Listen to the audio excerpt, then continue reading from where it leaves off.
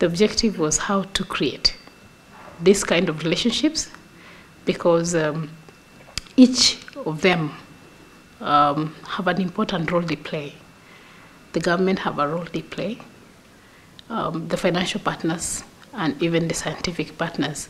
And therefore, it's important to create a very strategic relationship.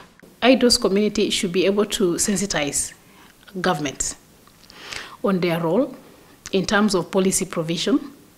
And then also, you need to sensitize the development partners and the financial partners in terms of how they tailor their objectives to be aligned to the national development goals, which are in turn aligned to the global development goals.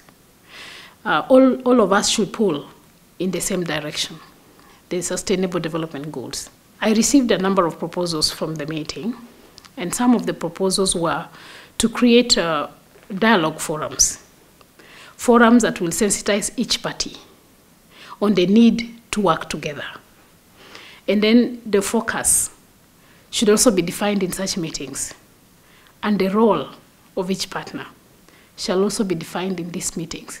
And using this, each of them, when they come up with their various interventions, they'll rally around similar objectives and similar focus. The interventions that we are putting in place should be informed by the needs of the classroom, because sometimes we come up with policy interventions that do not speak to the needs of the classroom, and yet that is where the implementation takes place. So our focus should be more on where the impact is greatest, which to me is the teacher and the student, so that then we are sure that we are speaking to the needs of the classroom because they translate policy to practice.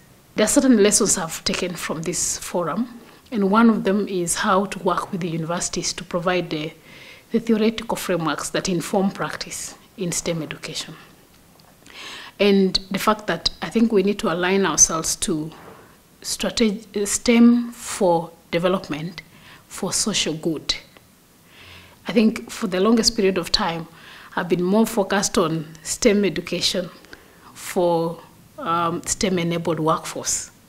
But today I learned that we should go beyond the workforce and consider social good. So I take this home.